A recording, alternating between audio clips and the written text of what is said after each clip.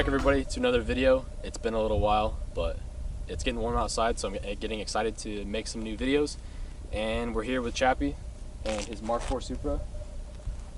You may have seen him before with, if you've seen Charles's videos, he had the red Supra, but he's got this one, which was black, but it's now white. Fresh coat of paint, and a new setup under the hood. So after he explains what he has done to the car, we're just going to get some driving and sound clips, and the rest of the video will be just that, so enjoy.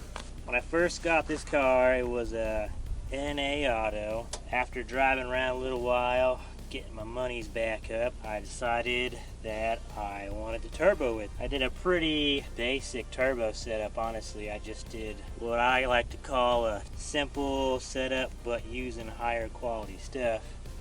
Injectors, Borg Warner 261 SXE, made by AGP Turbo. I got the T51R mod done to it because I like my spoolie noises. Precision 46mm wastegate.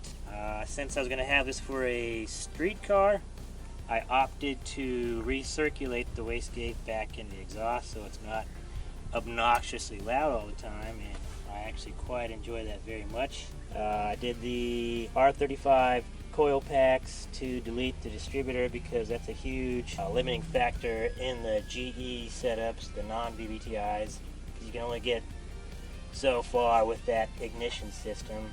Talking about the exhaust for the car, I did a custom exhaust with the help of old Charles Sanborn at Cindertrack Fab. I opted to do a 4-inch straight pipe all the way back to a aero turbine muffler that is a 5-inch through and through. That was just the most easiest and cost-effective way to keep the back pressure down and all those good turbo noises up. I did the 5-speed swap, just a W58. I did a pretty fancy intercooler extreme turbo systems for the Mark IV. I got it on a Link G4 ECU tuned by Eric Morris at MFT Solutions. I would highly recommend him. Other than that, that's really all there is to this. Not making a crazy amount of horsepower. Super reliable, lots of fun.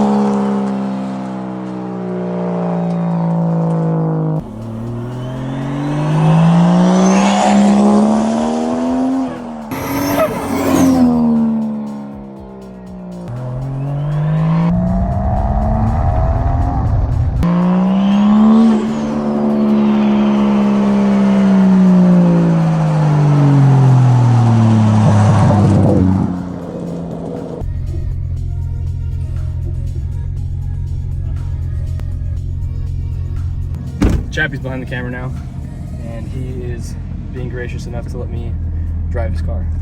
Been driving a rental automatic, so we'll see how this goes.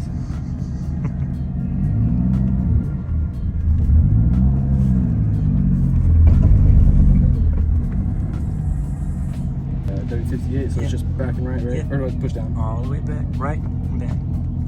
Is that really as far as it goes? Yeah. It's a W58, baby, what you want? You do have a camera. Yeah, it's fancy Supra. Again, that's like the part of, it just sounds rough, not just me. It's just a brand like new 6-book, that's all. That's the part, again, that Chappie was talking about with being a good daily car and a culmination of everything he likes in a daily driver that's a fun sports car. W58 is a cheap transmission, so if he breaks this one, he can get another one unless he decides to throw a stronger transmission in. But it has a backup camera that works, and it's wired up to, like, what, the reverse light? Yep. So that as soon as he puts it in reverse, He's got his camera up, doesn't have to, you know, finesse with anything. And what coilovers are on it? Some eBay specials, baby. But they ride like decent though. Yeah, they're surprisingly okay.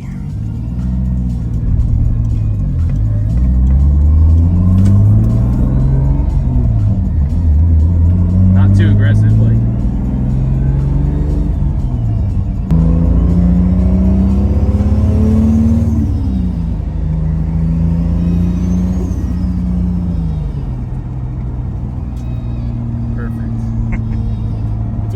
In a Supra, like, oh, that guy was doing a wheelie. What's up, cyclist? Hi. Watch me just like totally kill it in front of him.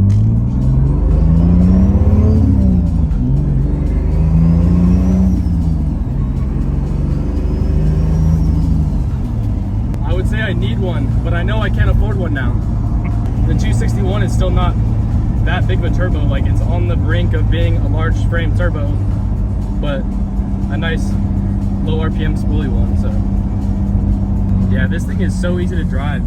Everyone is wanting like 1,000 horsepower in a Supra when they think of one. So, but like this is like a 2, 3, 4. The drivability is so good, and I don't know why, like, unless you are competitive and you want to race, I don't know why you'd want to ruin that for a daily Supra.